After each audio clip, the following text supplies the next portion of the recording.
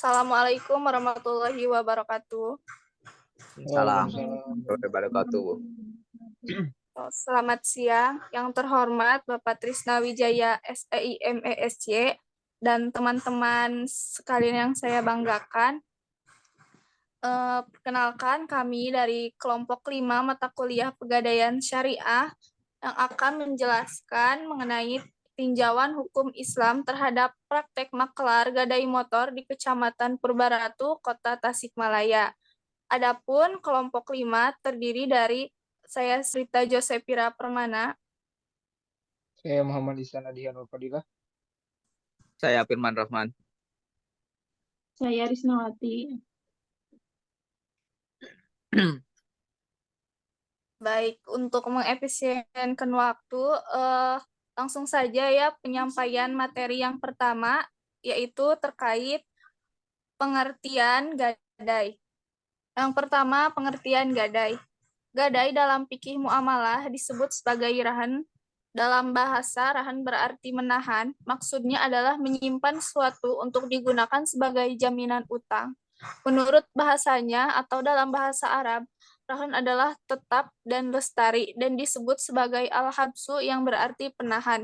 Nikmatu rahinah artinya karunia yang abadi seperti yang tetap dan lestari. Kata arahan berarti jaminan. Arahan dalam Islam berarti membantu satu sama lain tanpa meminta imbalan.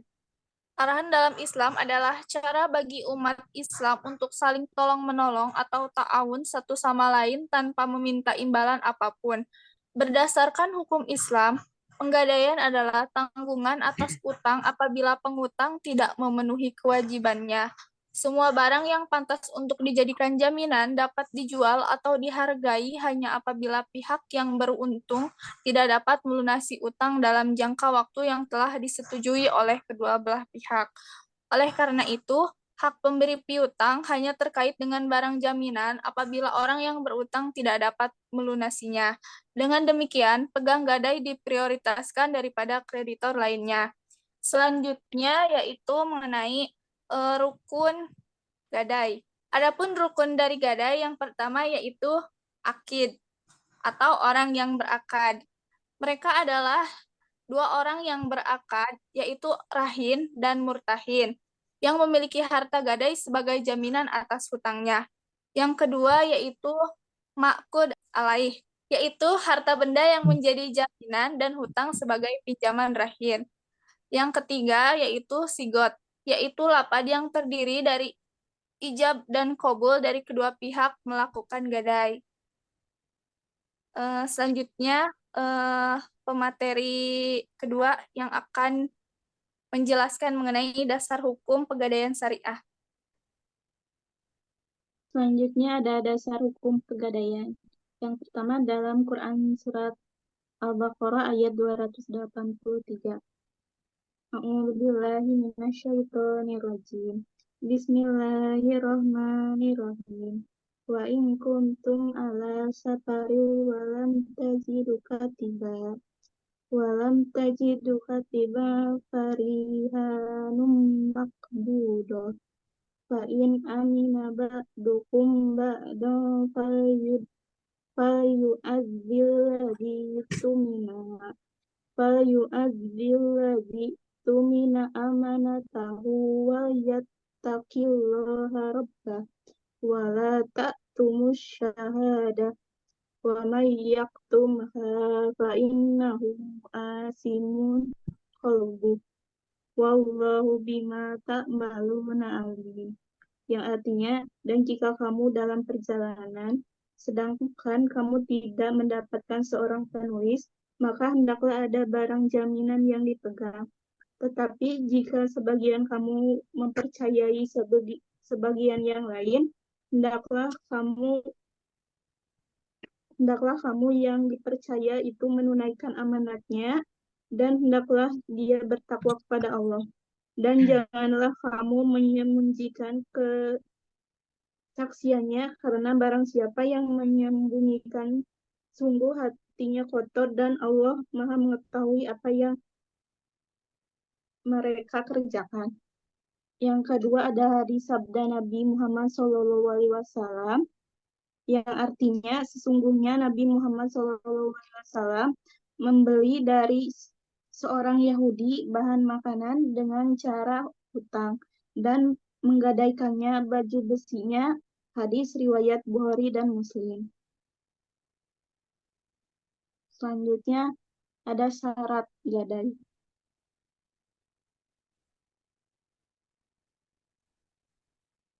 Yang pertama ada syarat rukun akid. Menurut jumhur ulama, kedua belah pihak harus bertransaksi dan sudah balik dan berakal. Yang kedua ada syarat marhunbih. Perjanjian pinjaman dipinjamkan ke rohim harus dikembalikan kepada murtahin sesuai kesepakatan dan menyerahkan barang berharga sebagai barang jaminan untuk melunasi hutangnya. Nominal hutangnya dengan cara dihitung. Dan yang terakhir ada syarat marhun. Syarat jaminan barang gadai yang diberikan kepada murtahin yaitu status kepemilikan barang milik pribadi.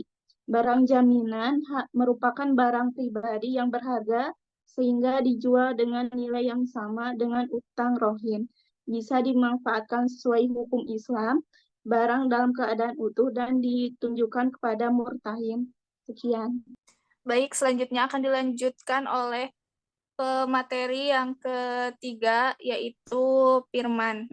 Selanjutnya itu ada studi kasus mengenai praktik maklar gadai motor di Kecamatan Purbaratu, Kota Tasikmalaya.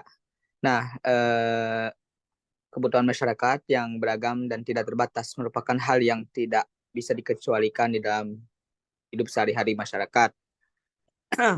Nah, kemudian kita mewawancarai salah satu pelaku ataupun orang yang mempraktikkan gadai, praktik maklar gadai motor. Beliau bernama Mang Aceng. Beliau juga mengatakan bahwa beliau terpaksa menggadaikan motor tersebut dengan alasan adanya keperluan yang lebih urgensi, sehingga beliau terpaksa untuk menggadaikan motor tersebut. Nah, alur pegadaiannya yaitu terdapat 3 orang di sana antara rahin, murtahin, dan juga saksi. Nah, Mang Aceng menyerahkan barang gadaiannya kepada si saksi, yang mana si saksi ini merupakan saudara dari Mang Aceng yang akan mempertemukan dengan orang yang menerima gadai. Nah, kemudian kesepakatan terjadi di antara dua belah pihak dengan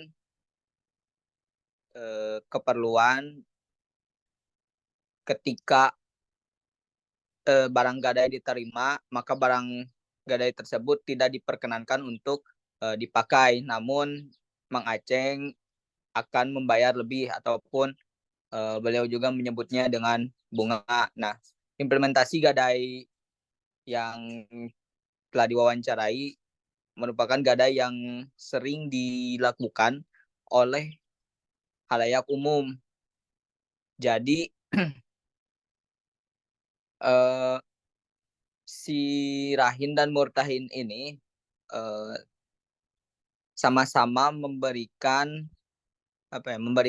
upah ataupun ucapan terima kasih kepada si saksi, dan ketika transaksi tersebut si saksi juga ikut menyaksikan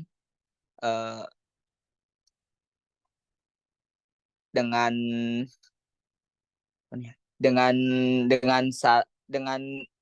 secara tersirat dan tidak ada tersurat. Jadi transaksi tersebut disertai atau ditungkulan ku saksi supaya kedua belah pihak tidak terjadi hal-hal yang tidak diperinginkan. Baik, selanjutnya presenter terakhir yang akan menyampaikan tinjauan fikih muamalah terhadap praktik maklar gadai di Kampung Sukanagara, Kecamatan Purbaratu, Kota Tasikmalaya.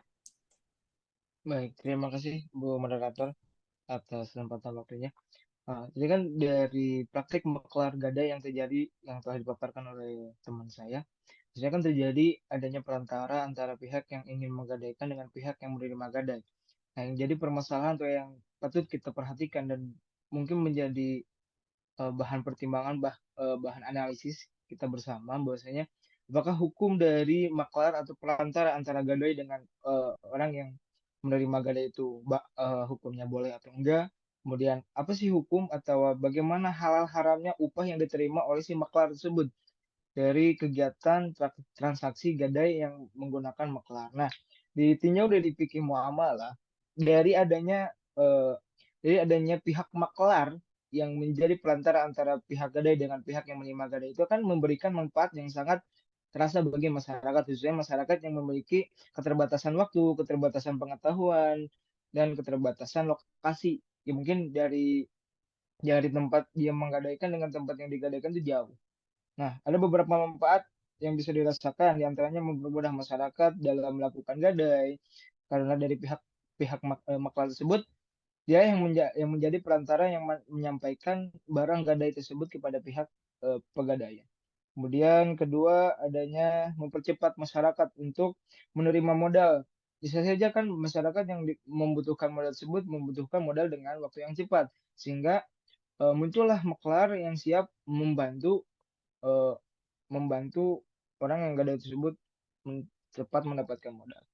Nah, terus bagaimana sih hukumnya? Nah, dari ditinjau dari fikih muamalah, kalau dari segi kalau dari segi muamalah, karena muamalah ada usul fikih, ada kaidah fikih yang menjelaskan bahwasanya al aslu fil muamalah ibaha illa ay illa ayadullah dalilun ala tahrimiha. Jadi hukum asal dari muamalah itu diperbolehkan sebelum kecuali datangnya hukum yang melarang atau mengharamkan praktik muamalah tersebut. Karena tidak ada dalil atau hukum yang mengharamkan adanya maklar, maka tidak adanya hukum haram adanya maklar dari praktek gadai yang telah terjadi di Kampung Sukanagara, Kecamatan Purbaratu ini. Nah, itu dari segi kaidah fikih. Namun perlu diingat bahwa setiap akad yang dilakukan harus dikerjakan secara jujur agar tidak menimbulkan kemudaratan, tipu daya, dan kerugian dari kedua belah pihak. Sama seperti yang disebutkan oleh teman-teman rekan saya tadi, bahwasanya harus adanya prinsip kejujuran antara maklar, kemudian antara pihak yang menggadaikan dan yang menerima gadai.